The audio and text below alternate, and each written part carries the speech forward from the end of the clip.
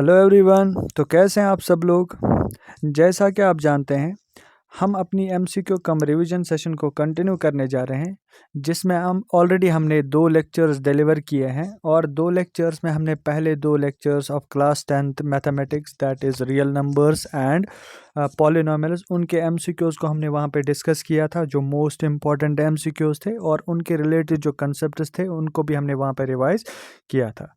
तो आज के क्लास में हम इसी क्लास 10th के मैथमेटिक्स का चैप्टर नंबर 3 जो pair of linear equations in 2 variables हैं उसके कुछ इंपॉर्टेंट कंसेप्ट्स और उसके कुछ इंपॉर्टेंट एमसीक्यूज जो ऑलरेडी पिछले एग्जाम्स में पूछे गए थे उनको यहाँ पे डिस्कस करने वाले हैं।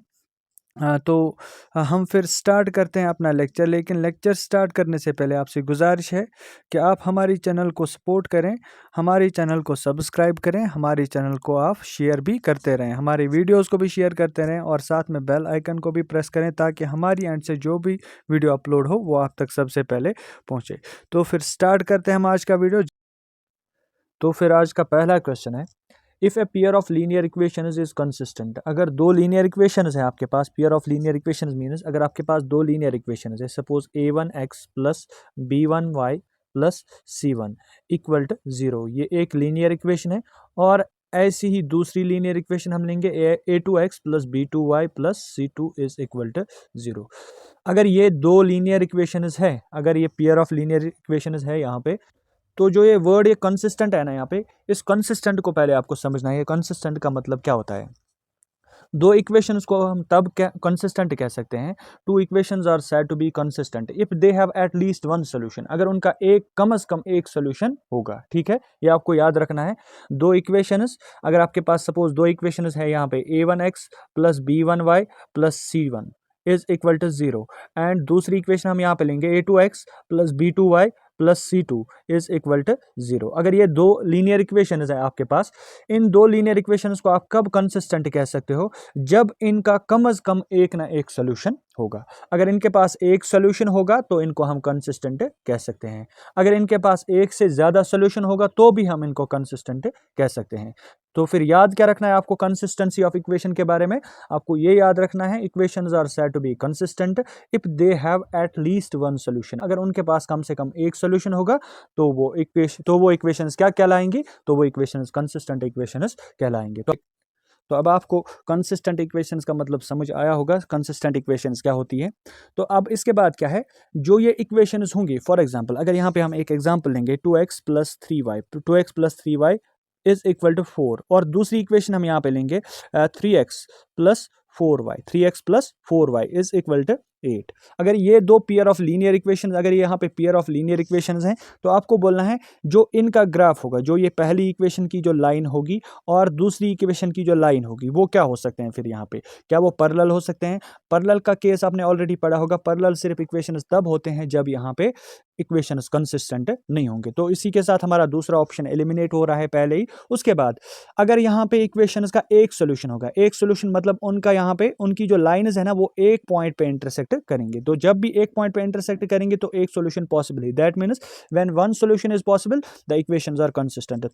तो अब यहाँ पे क्या है, जब इक्वेशंस एक पॉइंट पे इंटरसेक्ट करते हैं तो इक्वेशंस कंसिस्टेंट होते हैं। उसके बाद कोइंसिडेंट का मतलब क्या है, यहाँ पे पहला ऑप्शन जो है ना कोइंसिडेंट में आपको कह रहा है जब इक्वेशंस एक से ज्यादा पॉइंट्स पे इंटरसेक्ट करेंगे, जब इक्वेशंस की लाइंस है ना, जब वो एक से ज्यादा पॉइंट्स पे इंटरसेक्ट करेंगे तो उन इक्वेशंस का नाम क्या कहते हैं, उनको भी हम कंसिस्टेंट कहते हैं। यहाँ पे हम पहले ऑप्शन को टिक कर सकते थे, लेकिन आप फोर्थ ऑप्शन की तरफ देखो, फोर्थ ऑप्शन में क्या कह रहा है, यहाँ पे फोर्थ ऑप्शन में कह रहा है इंटरसेक्टिंग एज वेल एज, और यहाँ पे क्या है एंड कोइंसिडेंट। ठीक है, तो यही वाला आंसर आपका ठीक रहेगा। ये भी ठीक है, ये भी ठीक है, क्योंकि कोइंसिडेंट लाइन्स जब भी होती है तो कंसिस्टेंट इक्वेशन होंगे, यहाँ पे इंटरसेक्टिंग लाइन्स जब भी होंगे तो यहाँ पे कंसिस्टेंट इक्वेशंस होंगे। लेकिन यहाँ पे दोनों ऑप्शंस को इन्होंने इंक्लूड किया है फोर्थ ऑप्शन में, तो फोर्थ ऑप्शन में आप कह सकते हो जो फोर्थ ऑप्शन है ना, फोर्थ ऑप्शन यहाँ पे इसका मोस्ट अप्रोप्रिएट आंसर है। तो ये था आपका क्वेश्चन नंबर 1। इसके बाद हम चलते हैं आप क्वेश्चन नंबर 2 पे। तो क्वेश्चन नंबर 2 क्या है, the pair of linear equations, जो यहाँ पे ये लीनियर इक्वेशंस है ना, the pair of equations 3x, जो यहाँ पे 3x माइनस 5y इसके बाद इज इक्वल टू 7, एंड जो दूसरी इक्वेशन यहाँ पे है माइनस 6x, उसके बाद क्या है प्लस 10y, उसके बाद है इज इक्वल टू 7। ठीक है, आपको बोलना है ये दो इक्वेशन जो है ना, इन दो इक्वेशंस का सोल्यूशन क्या होगा। क्या इन दो इक्वेशंस का यहाँ पे सोल्यूशन यूनिक सोल्यूशन, क्या इनका एक सोल्यूशन होगा, क्या इनके इनफिनाइट मनी सोल्यूशंस होंगे, क्या टू सोल्यूशंस होंगे, क्या नो सोल्यूशन होगा। तो हम यहाँ पे पहले इनके कोएफिशिएंट्स को कंपेयर करते हैं। ऑलरेडी आपने तीन रिलेशंस के बारे में ऑलरेडी पढ़ा होगा, आपने तीन रिलेशंस के बारे में ऑलरेडी पढ़ा होगा। पहली रिलेशन क्या है, पहली रिलेशन है A1 divided by A2 is equal to B1 divided by B2 is equal to C1 divided by C2, C1 divided by C2। अगर ये तीनों रेशोज क्या होंगे, अगर ये तीनों रेशोज बराबर होंगे तो इक्वेशंस के क्या सॉल्यूशंस होते हैं, तो equations have many infinite many solutions. तो इक्वेशंस के पास फिर ऐसी इक्वेशंस के पास कितने सॉल्यूशंस होंगे जिनका यहाँ पे रेशो बराबर होगा, जिनके कोएफिशिएंट्स एंड कांस्टेंट्स का रेशो बराबर रहेगा, ऐसी इक्वेशंस का यहाँ पे, ऐसी इक्वेशंस के यहाँ पे मेनी सॉल्यूशंस होते हैं। तो अगर ये वाला आपका यहाँ पे रेशो आया तो यही ऑप्शन फिर ठीक रहेगा। और उसके बाद हम देखते हैं दूसरी रिलेशन क्या है। अगर अब पहले दो बराबर हैं लेकिन दूसरा फिर तीसरा रेशो इन दो के बराबर नहीं होगा। फॉर एग्जांपल अगर A1 डिवाइड बाई A2 यहाँ पे 1/2 निकलेगा और B1 डिवाइड बाई B2 भी अगर 1/2 निकलेगा और C1 डिवाइड बाई C2 अगर 3/2 निकलेगा, तो पहले दो तो बराबर आ रहे थे लेकिन तीसरा यहाँ पे इनके बराबर नहीं है। That means such equations in which the ratio is of this type, जिनके पास ऐसा रेशो होगा तो उन इक्वेशंस का सॉल्यूशन क्या होगा, वहां पे उन इक्वेशंस के पास कोई भी सॉल्यूशन नहीं होगा, तो फिर नो सॉल्यूशन हो सकता है। ये अभी हम कह रहे हैं, अभी हमने क्वेश्चन को नहीं देखा है। अब हम इसके बाद देखते हैं तीसरा केस। तीसरा केस क्या है, तीसरे केस में अगर पहले ही दो बराबर नहीं होंगे, अगर पहले ही दो बराबर नहीं होंगे और तो तब हम क्या करते हैं, अगर पहले दो बराबर नहीं होंगे तो अब हम कहते हैं इनका फिर यूनिक सॉल्यूशन होगा। ठीक है, तो ये तीन कंडीशंस आपको याद रखनी है।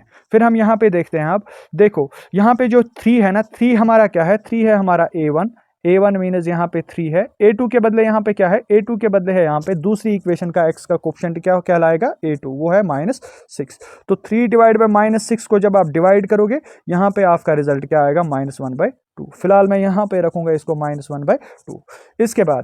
इसके बाद हम देखते हैं अब b जो है ना, यहाँ पे y का कोएफिशिएंट जो है ना यहाँ पे और यहाँ पे y का कोएफिशिएंट, इन दो को भी हम कंपेयर करेंगे। यहाँ पे -5 एंड 10 को भी हम डिवाइड करके यहाँ पे देखेंगे कितना आएगा, वो भी आएगा -1/2। तो इसका भी यहाँ पे रेशो क्या आ रहा है, -1/2।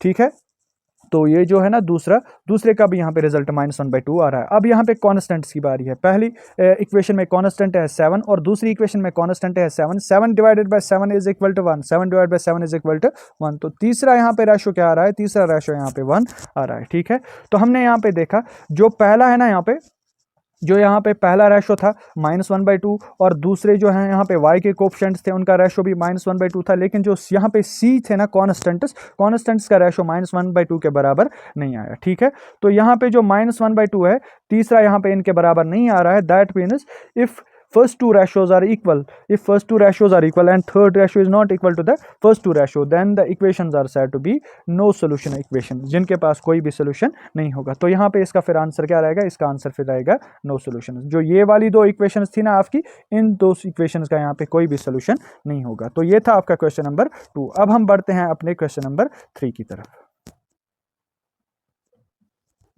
अब इसके बाद क्वेश्चन नंबर 3। क्वेश्चन नंबर 3 कह रहा है यहाँ पे, if a1x plus b1y is equal to 0 and a2x plus b2y is equal to 0। अगर ऐसी दो इक्वेशंस आपके पास होंगी, a1x plus b1y is equal to 0 and a2x plus b2y is equal to 0, is a pair of linear equation. अगर ये दो linear equations है having solution x is equal to 0 and y is equal to 0, अगर इन दो का solution क्या होगा, x is equal to 0 and y is equal to 0, then equations are. तो इन इक्वेशंस को हम क्या कहते हैं, यहाँ पे होना चाहिए then equations are called as. इन इक्वेशंस को हम क्या कहेंगे, क्या ये इक्वेशंस क्वाड्रेटिक इक्वेशंस है, क्या ये इक्वेशंस होमोजेनियस लीनियर इक्वेशंस है, क्या ये equations linear equation in one variable है, क्या ये इन होमोजेनियस इक्वेशंस है। ठीक है, तो हम देखते हैं फिर यहाँ पे देखो, क्वाड्रेटिक तो यहाँ पे हो नहीं सकता, ये क्वाड्रेटिक हो नहीं सकता है क्योंकि यहाँ पे डिग्री 2 नहीं है। दैट मीन्स यहाँ पे पहला ऑप्शन एलिमिनेट हो रहा है। उसके बाद हम तीसरे ऑप्शन की तरफ जाएंगे। तीसरा ऑप्शन क्या है, तीसरा ऑप्शन है यहाँ पे linear equation in one variable. यहाँ पे आप देख सकते हो यहाँ पे दो वेरिएबल्स ऑलरेडी है, एक तो एक्स है और दूसरा वाई है, तो ये भी यहाँ पे ऑप्शन यहाँ पे ठीक नहीं हो सकता। इसके बाद है सेकेंड ऑप्शन और फोर्थ ऑप्शन, इन दो में से ही फिर कोई ना कोई आंसर होगा। तो सेकेंड ऑप्शन क्या है, होमोजीनियस इक्वेशंस, और उसके बाद क्या है, फोर्थ ऑप्शन है यहाँ पे इनहोमोजेनियस इक्वेशंस। तो पहले हम इस क्वेश्चन को सॉल्व करने से पहले हम अगली स्लाइड की तरफ चलेंगे, वहां पे हम देखेंगे कि होमोजेनियस लीनियर इक्वेशंस क्या होती हैं। तो होमोजीनियस लीनियर इक्वेशंस क्या होती है? Two equations are said to be pair of linear equations, pair of homogeneous linear equations if they are in the form of, अगर वो इस फॉर्म में होंगे और उनका सोल्यूशन अगर क्या होगा, अगर उनका सोल्यूशन यहाँ पे 0 और 0, अगर उनके दोनों सोल्यूशन यहाँ पे x का भी वैल्यू 0 होगा और y का भी वैल्यू अगर 0 होगा, ठीक है। तो ऐसी इक्वेशंस को हम क्या कहते हैं? ऐसी इक्वेशंस को हम होमोजीनियस लीनियर इक्वेशंस कहते हैं। एक एग्जांपल से हम इसको देखेंगे। सपोज हमारा ये जो है ना 2x + 3y is equal to 0, ठीक है। तो इसके बाद हम लेंगे दूसरी एग्जांपल 6x + 4y, यहाँ पे लेंगे 6x + 4y is equal to 0। तो ये दोनों इक्वेशंस अगर हम लेंगे, उसके बाद अगर आपका x भी यहाँ पे 0 होगा तो आप देख सकते हो x के बदले आप यहाँ पे 0 अगर पुट करोगे, x अगर 0 होगा और y भी अगर 0 होगा, तो यहाँ पे आप क्या देख सकते हो, x की वैल्यू आप यहाँ पे पुट करो तो 2 × 0 विल बी 0, उसके बाद 3 × 0 विल बी 0 क्योंकि y का भी वैल्यू आपने 0 यहाँ पे माना है, और 3 × यहाँ पे देखो आप 6 × 0 विल बी इक्वल टू 0 और 4 × 0 विल बी इक्वल टू 0। तो यहाँ पे भी 0 + 0 0 ही आएगा, यहाँ पे भी 0 आएगा, ठीक है। तो आपको क्या याद रखना है? आपको याद रखना है जब भी इक्वेशंस किस फॉर्म में होंगी, जब भी इक्वेशंस इस फॉर्म में होंगी और उसके बाद उनका सोल्यूशन, अगर दोनों सोल्यूशंस क्या होंगे, यहाँ पे 0 होंगे, अगर उनका x का भी वैल्यू 0 होगा, अगर y का भी वैल्यू 0 होगा, that means those two equations will be homogeneous linear equations, ठीक है। ऐसा ही क्वेश्चन अगर आप देखोगे, आपकी एक्सरसाइज जो सब्स्टिट्यूशन वाली एक्सरसाइज है, वहाँ पे जो आपका क्वेश्चन नंबर 1 है, उसमें जो फिफ्थ पार्ट आपका होमोजीनियस लीनियर इक्वेशंस के बेसिस पे ही है, ठीक है। अब देखते हैं हम इसके बाद अपनी जो पिछली स्लाइड हमारी थी, पिछली स्लाइड में हमें क्या कह रहा था क्वेश्चन कह रहा था अगर दो इक्वेशन इस फॉर्म में होंगे, मतलब a1x + b1y is equal to 0, a2x + b2y is equal to 0, और इनका अगर x भी 0 होगा और इनका अगर y भी 0 होगा, मतलब इनके सोल्यूशन दोनों जो है ना x और y की जो वैल्यूज है ना, वो अगर दोनों जीरोस होंगे तो इक्वेशंस क्या कहलाएंगी? इक्वेशंस कहलाएंगे यहाँ पे होमोजीनियस लीनियर इक्वेशंस। तो इसका ऑप्शन नंबर बी फिर आंसर रहेगा। आपको ये याद रखना है, आप इसको अलग तरीके से भी पहचान सकते हो, मतलब अगर आप देख सकते हो ये जो होमोजीनियस यहाँ पे लीनियर इक्वेशंस है ना, इनका जो कांस्टेंट होता है ना वो हमेशा एब्सेंट होता है, इनका कांस्टेंट हमेशा 0 ही होगा, जो कांस्टेंट टर्म इनमें होगी ना वो हमेशा 0 ही होगी। तो ये था आपका क्वेश्चन नंबर 3। अब हम चलते हैं अपने क्वेश्चन नंबर 4 की तरफ। तो क्वेश्चन नंबर 4 क्या है? पेयर ऑफ लीनियर इक्वेशन, जो ये दो लीनियर इक्वेशन है ना, ऐसा ही क्वेश्चन हमने ऑलरेडी पहले किया है, तो हम ये भी देखेंगे। अब दीज टू लीनियर इक्वेशन जो है ना, ये वाली लीनियर इक्वेशन है x + 2y + 5 इक्वल टू 0 और -3x - 6y, उसके बाद क्या है +1 इज इक्वल टू 0। आपको बोलना है क्या ये दो लीनियर इक्वेशन इनका सोल्यूशन यूनिक सोल्यूशन होगा, क्या नो सोल्यूशन या इन्फिनाइट मेनी सोल्यूशन होंगे या फिर 2 सोल्यूशन होंगे। तो हम देखते हैं यहाँ पे जो x का कोएफिशिएंट है ना, x का कोएफिशिएंट यहाँ पे 1 है, और ये जो है ना दूसरी इक्वेशन का x, इसका कोएफिशिएंट क्या है -3, और पहली इक्वेशन का यहाँ पे y का कोएफिशिएंट क्या है, वो है 2, तो यहाँ पे हम 2 लिखेंगे, और दूसरी इक्वेशन में y का कोएफिशिएंट क्या है, दूसरी इक्वेशन में y का कोएफिशिएंट है -6। उसके बाद हम यहाँ पे पहली इक्वेशन में कांस्टेंट देखते हैं, वो क्या है 5, और दूसरी इक्वेशन में कांस्टेंट क्या है, वो क्या है 1, ठीक है। अब आप क्या याद रखेंगे, ये कॉन्स्टेंट्स है ना, जो कॉरस्पॉन्डिंग कोएफिशिएंट्स है, इनका डिवीजन अगर बराबर आएगा तो इन्फिनाइट मेनी सॉल्यूशंस, अगर इनका यहाँ पे रेशो बराबर नहीं आ रहा है तो वहाँ पे दो केसेस है, अगर पहले दो बराबर आएंगे तो नो सॉल्यूशन, अगर पहले दो बराबर नहीं आएंगे तो यूनिक सॉल्यूशन। हम फिर इनको सॉल्व करते हैं, सॉल्व करने पे हमारा रिजल्ट क्या आता है, जो 1/3 है, 1/3 की कैंसिलेशन यहाँ पे पॉसिबल नहीं है, इसको हम ऐसे ही रखेंगे, 1/-3 या -1/3 भी हम लिख सकते हैं। इसके बाद इनकी कैंसिलेशन क्या होगी, 2 1 2 2 3 तो यहाँ पे भी 1/-3, उसके बाद है 5/1। तो पहले दो आप देख सकते हो, पहले दो तो बराबर हैं लेकिन तीसरा इनके बराबर नहीं है। तो ये भी कौन सा केस है, ये भी वही वाला केस है, पहले दो अगर बराबर होंगे, अगर पहले दो यहाँ पे बराबर होंगे, मतलब a1/a2, if a1/a2 is equal to b1/b2 is not equal to c1/c2, then the system of equations have no solution. तो इनका सॉल्यूशन यहाँ पे क्या रहेगा, यहाँ पे नो सॉल्यूशन। तो इसका आंसर फिर नो सॉल्यूशन रहेगा। ये हमारा था क्वेश्चन नंबर 4। अब हम चलते हैं अपने क्वेश्चन नंबर 5 की तरफ। तो अब क्वेश्चन नंबर 5 देखते हैं हम। क्वेश्चन नंबर 5 क्या है, if the line is representing the pair of linear equations, अगर इन दो लीनियर इक्वेशंस की यहाँ पे लाइन्स क्या होंगी, कोइंसिडेंट। कोइंसिडेंट का मतलब क्या होता है? कोइंसिडेंट का मतलब होता है जब दो लाइन्स एक दूसरे को ओवरलैप करेंगे, जब दो लाइन्स एक दूसरे को हर एक पॉइंट पे इंटरसेक्ट करेंगे तो हम क्या कहेंगे? इन दो लाइन्स को हम कोइंसिडेंट कहेंगे। ठीक है, ये कब पॉसिबल होता है? ये इक्वेशंस में तब पॉसिबल होता है जब इक्वेशंस में इनफिनाइट मैनी सॉल्यूशंस होते हैं। जब इक्वेशंस में इनफिनाइट मैनी सॉल्यूशन होंगे, जब भी लीनियर ऑफ इक्वेशंस के इनफिनाइट मैनी सॉल्यूशंस होंगे तो हम क्या कह सकते हैं? The lines of those two linear equation will be coincident. तो उन दो लीनियर इक्वेशंस की लाइन्स फिर क्या रहेंगी? कोइंसिडेंट रहेंगी। ठीक है, तो अब देखते हैं हम कोइंसिडेंट कब होगा? जब इनफिनाइट सॉल्यूशन होंगे। इनफिनाइट सॉल्यूशन मतलब जब क्या होगा? क्या इनफिनाइट सॉल्यूशन के वक्त ये वाला केस अभी तक हम पढ़ रहे थे ना, इनफिनाइट सॉल्यूशन वाला केस, क्या ये वाला केस है या फिर ये वाला केस वहां पे होगा या फिर ये वाला होगा या फिर ये वाला होगा? तो हम देखते हैं जो पहला है ना, पहला केस किसके लिए है? नो सॉल्यूशन के लिए। ये क्या है? हमारा नो सॉल्यूशन के लिए ये वाला केस। ठीक है, दूसरा केस किसके लिए? दूसरा केस है यूनिक सॉल्यूशन के लिए। क्या है? यूनिक सॉल्यूशन के लिए। तीसरा केस भी हम मान लेते हैं यूनिक सॉल्यूशन का ही, क्योंकि पहले दो यहाँ पे बराबर नहीं है। और fourth case is for many solution, infinite many solutions. ये किसके लिए है? Infinite many solutions. Infinite many solutions मतलब जब तीनों रेशोज बराबर होंगे, जब a1 डिवाइड बाई a2 मतलब x के दोनों कॉरस्पॉन्डिंग कोएफिशिएंट्स का रेशो, y के दोनों कॉरस्पॉन्डिंग कोएफिशिएंट्स का रेशो और दोनों कांस्टेंट्स का रेशो, अगर ये तीनों रेशोज क्या होंगे? बराबर, तो ही इक्वेशंस क्या कहलाएंगी?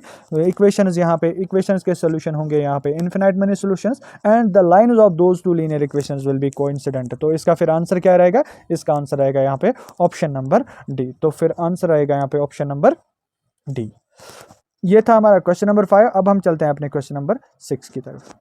क्वेश्चन नंबर 6 क्या है? Which of the following method is are used to find the solution of pair of linear equation algebraically. तो आपको बोलना है इनमें से यहाँ पे कौन कौन सा मेथड आप सॉल्यूशन फाइंड करने के लिए यूज करते हो। तो यहाँ पे बहुत ही इजी क्वेश्चन है, ये ऑलरेडी आपने बहुत बार पढ़ा भी होगा, जब भी आपने एक्सरसाइज की प्रैक्टिस की होगी तो आपको बहुत बार ये वाले वर्ड्स नजर आए होंगे एक्सरसाइज स्टार्ट करने से पहले। तो क्या है यहाँ पे है पहला मेथड है सब्स्टिट्यूशन मेथड। क्या वो सब्स्टिट्यूशन मेथड कोई मेथड है जिससे हम सॉल्यूशन फाइंड करते हैं? हाँ, ये वाला मेथड तो है, क्योंकि हम पहले ही जब सॉल्यूशंस निकालने स्टार्ट करते हैं बाय अलजेब्रिक मेथड तो वहाँ पे सबसे पहला मेथड आता है सब्स्टिट्यूशन मेथड। क्या वो एलिमिनेशन मेथड भी एक मेथड है? क्या एलिमिनेशन मेथड एक मेथड है? हाँ, एलिमिनेशन मेथड भी एक मेथड है। क्या फैक्टराइजेशन मेथड एक मेथड है? नहीं, फैक्टराइजेशन मेथड कोई मेथड नहीं है, ये हम क्वाड्रेटिक इक्वेशन में मेथड यूज करते हैं। तो तीसरा ऑप्शन यहाँ पे करेक्ट नहीं है, लेकिन यहाँ पे आप देख सकते हो जो पहला ऑप्शन है, पहला ऑप्शन भी ठीक है और दूसरा ऑप्शन भी ठीक है। तो इसके लिए इसने एक और ऑप्शन रखा है। आप यहाँ पे किस ऑप्शन को मार्क करोगे? ऑप्शन नंबर डी को। ऑप्शन नंबर डी में बोथ ए एंड बी, क्योंकि दोनों ए और B algebraic methods for finding the solution of equations है। ठीक है, तो ये था आपका क्वेश्चन नंबर 6, एक बहुत ही ईजी क्वेश्चन। इसके बाद हम चलते हैं अपने क्वेश्चन नंबर 7 की तरफ। ठीक है, तो क्वेश्चन नंबर 7 क्या है अब?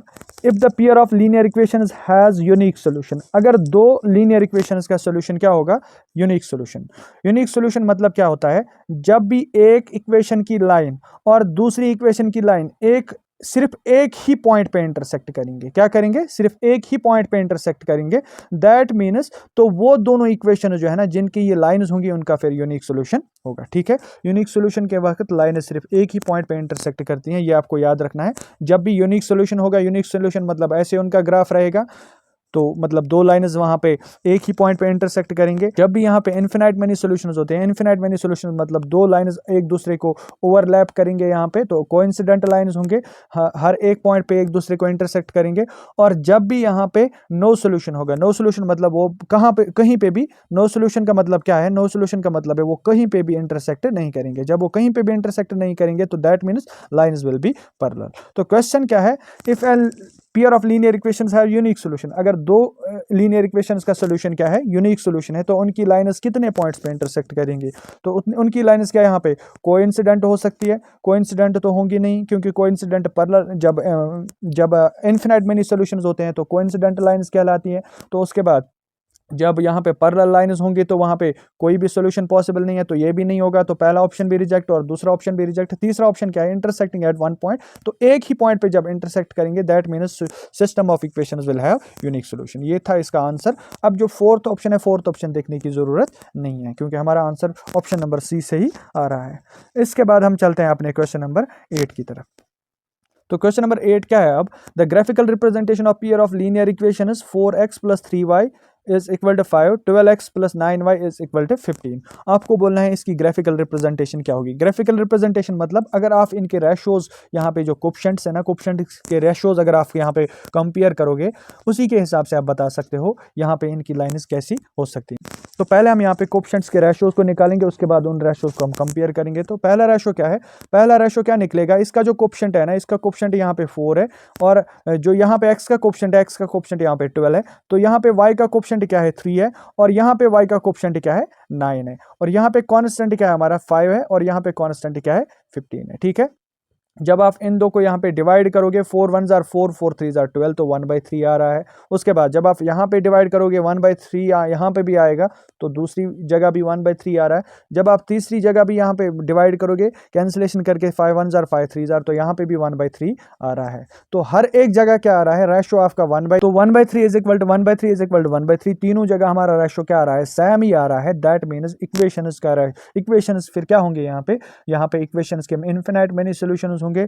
ये हमने पढ़ा है, जब भी यहाँ पे सभी रेशोज बराबर होंगे तो इक्वेशंस का फिर इक्वेशंस की लाइन्स क्या होती है, इक्वेशंस की लाइन्स कोइंसिडेंट होती है। तो इसका फिर आंसर क्या रहेगा, यहाँ पे इनफिनाइट मेनी सॉल्यूशंस होंगे तो इनफिनाइट मेनी सॉल्यूशंस के साथ साथ लाइन्स क्या होंगी, कोइंसिडेंट होंगी। तो ये था क्वेश्चन नंबर 8। अब इसके बाद हम चलते हैं क्वेश्चन नंबर 9 की तरफ। क्वेश्चन नंबर 9 क्या है, the graph of linear equation in 2 variables.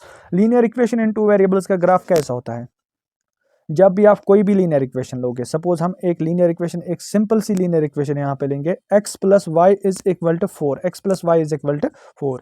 अगर आप इसका ग्राफ यहाँ पे ड्रा करना चाहोगे, इसका ग्राफ क्या आएगा, अगर यहाँ पे आप x रखोगे by hit and trial method, यहाँ पे हम हिट एंड ट्रायल वाला मेथड यूज करेंगे।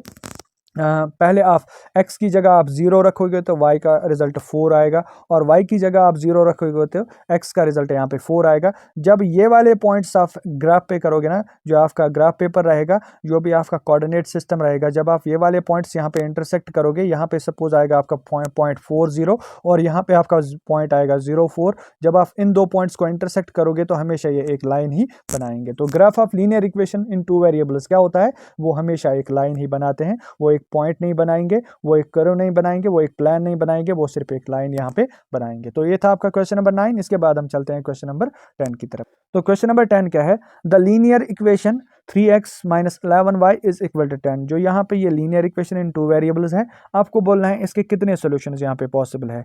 जब ये याद रखना, जब भी सिर्फ एक ही लीनियर इक्वेशन होगी, जब भी सिर्फ एक ही लीनियर इक्वेशन होगी, हम एक सिंपल सी एग्जांपल देंगे, x plus y is equal to 100, x plus y is equal to 100। ठीक है, जरा बोलें आप यहाँ पे x की जगह आप कितने वैल्यूज रख सकते हो। अगर आप x की जगह 0 वैल्यू रखोगे तो y की वैल्यू क्या होगी, plus 100, 0 plus 100 will be equal to 100। अगर आप x की जगह यहाँ पे 1 वैल्यू रखोगे तो 1 plus 99 will be equal to 100। ऐसे ही अगर आप x की जगह क्या रखोगे, x की जगह हम यही वाली एग्जांपल यहाँ पे कंटिन्यू करेंगे, x plus y is equal to 100। हमने 1 और 0 और 1 x के बदले रखा, x के बदले आप 2 भी रख सकते हो, 3 भी रख सकते हो, 4 भी रख सकते हो, 5 भी रख सकते हो, 6 भी रख सकते हो। तो आप यहाँ पे पुट करके देखें, यहाँ पे फिर क्या आएगा, y की जगह आपको 98 रखना पड़ेगा ताकि आपका रिजल्ट 100 के बराबर आए। और यहाँ पे आपको क्या रखना पड़ेगा, यहाँ पे आपको रखना पड़ेगा 97। यहाँ पे आपका रिजल्ट क्या आएगा, 4 प्लस 96, यहाँ पे आएगा 95, यहाँ पे आएगा 94। तो यहाँ पे बहुत सारे सॉल्यूशंस पॉसिबल है। ऐसे अभी हम पॉजिटिव्स ही यहाँ पे दे रहे हैं, पॉजिटिव नंबर्स, आप ऐसे नेगेटिव नंबर्स को भी यहाँ पे पुट कर सकते हो, आप डेसिमल्स फ्रैक्शंस में भी यहाँ पे वैल्यूज पुट कर सकते हो। तो ये जो है ना, जब भी क्या है, जब भी एक ही लीनियर इक्वेशन होगी, जब भी एक ही लीनियर इक्वेशन इन 2 वेरिएबल्स होगी, तो आप वहां पे उसके कितने सॉल्यूशंस पॉसिबल है, वहां पे उसके total infinite many solutions possible है। वहां पे उसका सिर्फ एक सॉल्यूशन या 2 सॉल्यूशन पॉसिबल नहीं है, वहां पे इनफिनाइट मेनी सॉल्यूशन आप ले सकते हो। तो ये था आपका क्वेश्चन नंबर 10। तो इसी के साथ आज के 10 इंपॉर्टेंट क्वेश्चंस कंप्लीट हो गए हैं। तो नेक्स्ट लेक्चर में हम क्वाड्रेटिक इक्वेशन के कुछ इंपॉर्टेंट एमसीक्यूज लाएंगे। तो अब आपसे गुजारिश है, आप हमारी चैनल को कंटिन्यूसली सपोर्ट करते रहें, आप हमारी चैनल को सब्सक्राइब करें और बेल आइकन को भी साथ में दबाएं ताकि हमारी एंड से जो भी वीडियो अपलोड होगी वो आप तक सबसे पहले पहुँचे। Thanks for today. तो मिलते हैं फिर नेक्स्ट लेक्चर में, तब तक के लिए अल्लाह हाफिज़।